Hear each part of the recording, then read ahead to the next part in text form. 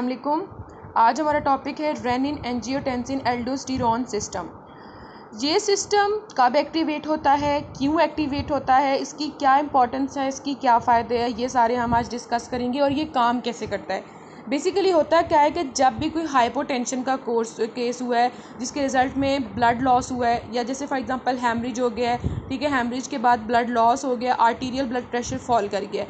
अब arterial blood pressure को normal level पे लाना है, ठीक है। इसके लिए कौन सा सिस्टम एक्टिवेट होता है? Renin angiotensin system.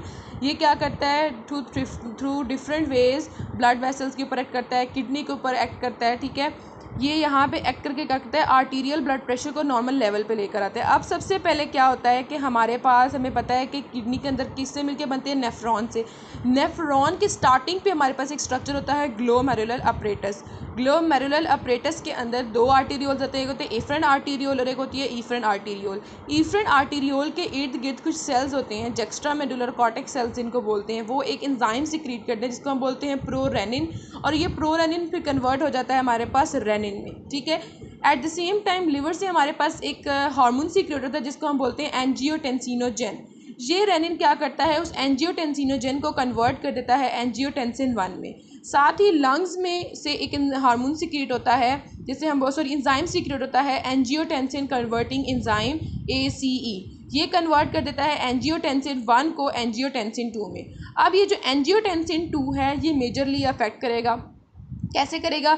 जो एंजियोटेंसिन 2 है इसका पहला काम है कि मतलब ये वेसल्स के ऊपर जाके एक्ट करेगा, वेसल को कंस्ट्रिक्ट करवाएगा। जब उनको कंस्ट्रिक्ट करवाएगा तो टोटल पेरिफेरल रेजिस्टेंस इंक्रीज होगी, वेन्स को भी इंक्रीज कंस्ट्रिक्ट करवाएगा। जब वेन कंस्ट्रिक्ट करेंगे तो वीनस रिटर्न इंक्रीज करेगा। इन द रिजल्ट क्या होगा कि ब्लड प्रेशर इंक्रीज करेगा, ठीक हो गया। दूसरा इनका काम होता है किडनी।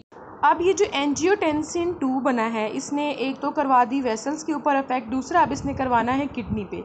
किडनी पे एक काम ये करता है कि ये जो है उसकी वाटर की रीएब्जॉर्प्शन जो है वो इंक्रीज़ करवाता है। लेकिन इससे पहले भी एक चीज़ होती है, सोडियम की रीएब्जॉर्प्शन। सोडियम की रीएब्जॉर्प्शन के लिए वो क्या करता है कि एल्डोस्टेरोन की सिक्रीशन करवाते हैं एड्रीनल कॉर्टेक्स से, और वो एड्रीनल कॉर्टेक्स जो से सिक्रीट होगा एल्डोस्टेरोन, वो सोडियम की रीएब्जॉर्प्शन को इंक्रीज़ करवा देगा, ठीक हो गया। दूसरी तरफ क्या होगा कि ये यहाँ से पिट्यूटरी ग्लैंड से एक हार्मोन सिक्रीट करेगा ADH जाके क्या करेगा कि वाटर की रीएब्जॉर्प्शन इंक्रीज़ करवा देगा, ठीक हो गया। और इसके रिजल्ट में क्या होगा कि जो ब्लड वॉल्यूम इंक्रीज़ करेगा, और ब्लड वॉल्यूम के इंक्रीज़ करने से क्या होगा कि ग्लोमेरुलर फिल्ट्रेशन रेट इंक्रीज़ करेगा, और उसके इंक्रीज़ करने से क्या होगा कि ब्लड प्रेशर नॉर्मल पे आ जाएगा, ठीक हो गया। So this is all about renin angiotensin aldosterone system. If you have any queries then tell me in comment section. Okay, अल्लाह हाफिज़।